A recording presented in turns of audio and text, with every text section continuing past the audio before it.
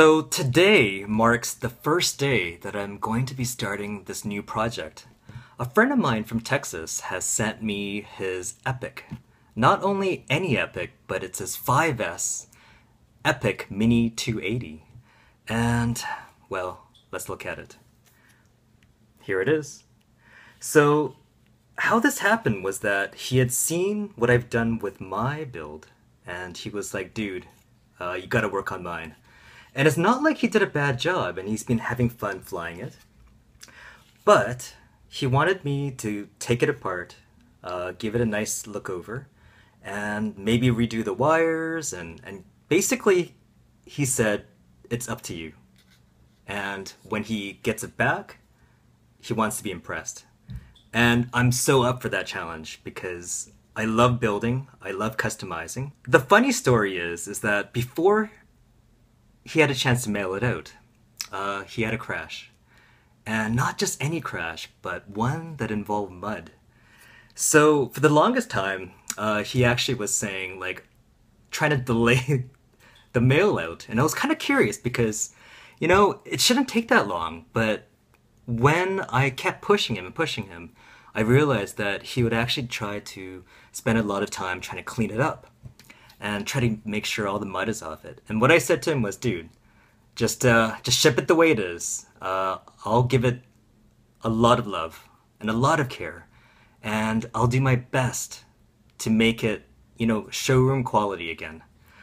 So I want to show you the condition that the frame's in.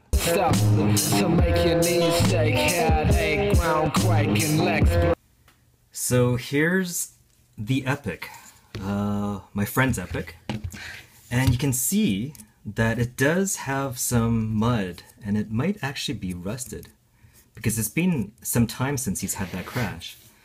And you can see there's some mud in these cracks here, in these cut holes. These are the motors. Now, you can see there has been some damage. These are multi-copter builders, his custom, the 2208 1800 kV. And they're designed to be running a 5S setup. Some people do run it with the 4S to give it a little bit of a tamer experience, but these are meant for the 5S. And that's how my friend's been running it. As you can see, his LiPo plug is at the front and not off the back or the side because his packs are actually quite large. And one of the conditions was that I had to be able to accommodate, you know, all the packs that he runs. And in some of the photos that he sent, it actually came all the way up to here. So some of his packs sat back, depending on what he flies and what sort of kind of flying he wants to do. So when I look at these motors and I spin them, they seem okay.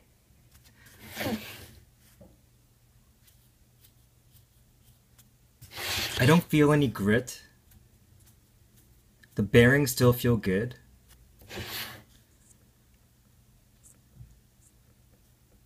This one actually feels a little loose, the bearing, so I might have to do a bearing change on that. It's actually, for me, this is really exciting because I love doing the build and I love doing a rebuild, and especially on a mini quad that is loved and flown, and he's quite an excellent pilot. So this is an incredible experience for me. And it's sort of what we do at Anti-Gravity Racing, right? Is that we do custom builds and just like this. Usually it's from the ground up, but sometimes, you know, we're given something that is already flown and they just want it to have a look over and make sure that it's running well. The sort of wire work that he's done, he wanted me to do some rewiring, make it really nice and organized. And I can see sort of the style that he's done the install. And, you know, it's not bad. I'm not going to say it's a bad build. Not at all, right? But I'm a bit of an OCD, and I will take it to another level. And something that he saw in my builds that he wanted in his own. So this is a stock form Epic Mini 280 Turbo 5S version, and it's a beast. It's awesome. And this is the V1 frame. Now, Richard, the owner and designer of Multicopter Builders, has released V2. And this is a weird thing because my friend had sent me this a while back, but because the V2 frame was announced, I sort of put this project on hold because I wanted to give him the best. And that's something that I could see in my friend. And not only for its flight capabilities, but, you know, a showpiece, right? That you could show off to your friends.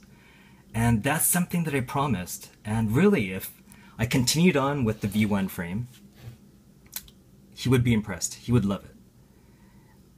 But with the V2 now being available, I felt like I needed to do more. And so, let's see. These are the Epic frames. To learn how to be cool, hands in a holster. The V1. Now, the V2 has been brought out, and it has some considerable differences that I want to go over with, and what we're going to incorporate on my friend's 280 here, right? So let's grab the first thing, which is the most different, and that is the top piece. Now, it still has the carbon dust on it. I haven't done any of the cleanup on these yet. Let's grab the V1 top plate. And this is the first very noticeable difference on the two frames. The V1 was an excellent frame, no doubt. But one of the things that people had always commented on, and which also prompted one of my design changes, was that the GoPro sat unprotected, right? And the V2 addresses that.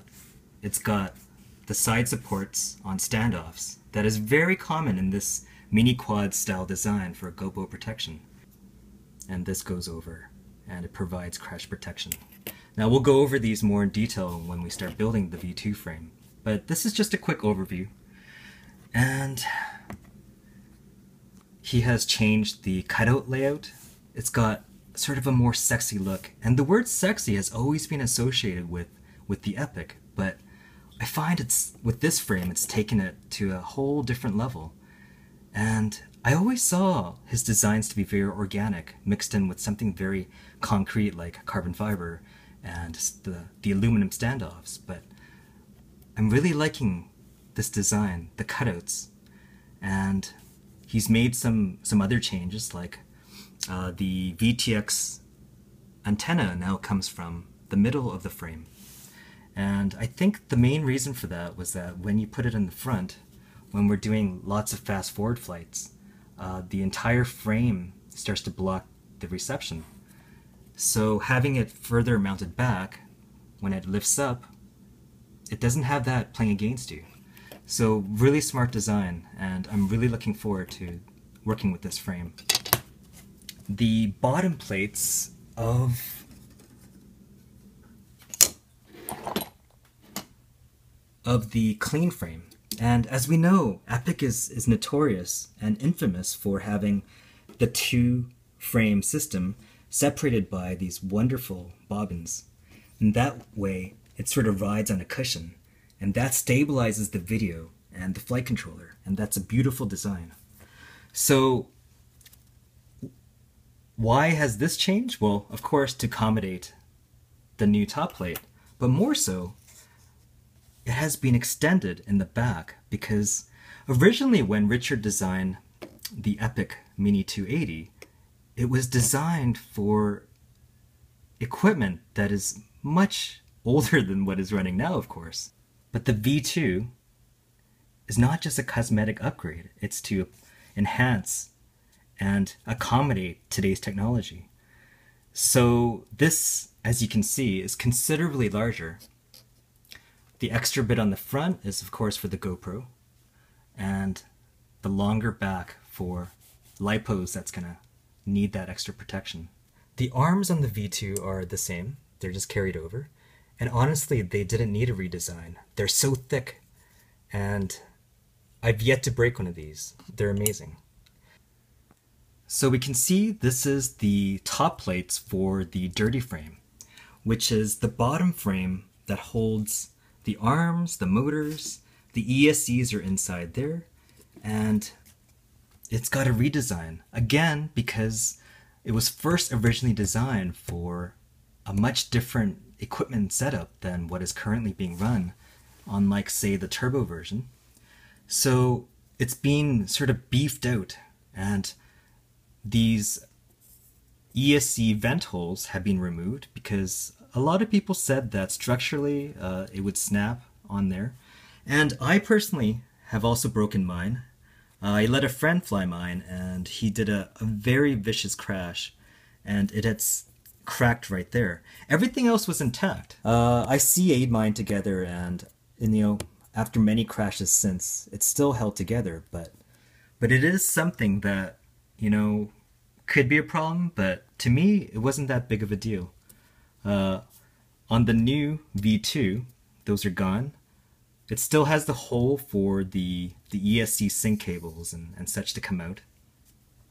And also gone, which is a little bit sad for me, is these. It's a cool aesthetic look, and it's something that has been flattened out. And the main reason for that is that because the 30 amp PSCs are quite large, sometimes if you build them in a specific way, they would stick out. And it wasn't really a problem in my mind. See, you can see on this build, his ESCs do stick out because he's using the 30 amps. Let's over-design this. It could be a potential problem for possibly in the future when we run even bigger than 30 amps. So that's my guess. It's like, let's fix it now. Let's make V2 the tank, right? And there's that. And this is the bottom plate to match with this one on the V1. And this is the bottom plate for the V2. Something that I really liked about the design on the Epic is that the bottom didn't have holes and it's smooth, because let's face it, like, it is the first thing to sit on the ground, and I don't understand some frames where they've got cutouts and things where, you know, if I'm on a grass and there's a little bit of wetness, it's potential danger, and for me that makes sense. Let's see, we need this guy, and we need this guy. Now, this is, I believe the official name is the jet seat. So with that, your GoPro would sit on there. But what I really wanted to show you is that it has been redesigned, but you can tell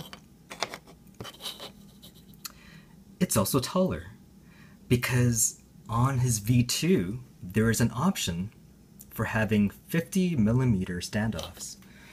So rather than these 35s, the new V2 frame can be installed with the optional 50mm standoffs, which allows for even bigger packs to fit under here.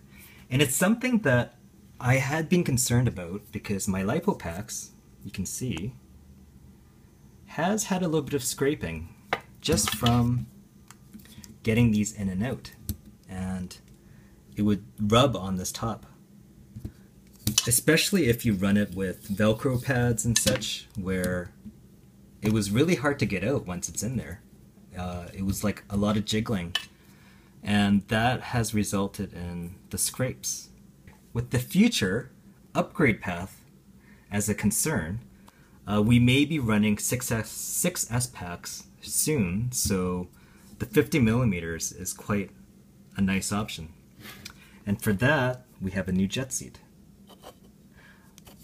The print quality of the jet seat has also been improved quite a lot, where the 3D printer is much smoother and the resolution seems much higher.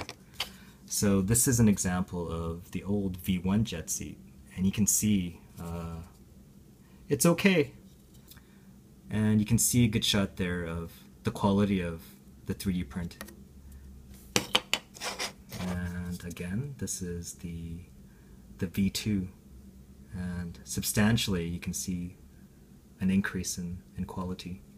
Of course, just like any 3D print, it's got a little bit of misperfections just on the process, but overall I think it's nice.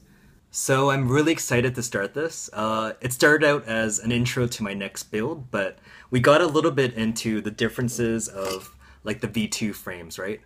And we'll talk more about that once we get into the build of the V2 and incorporating it into this customer and friend V1 stock into an anti-gravity edition of the V2.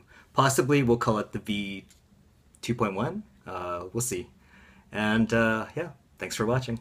Catch you next time.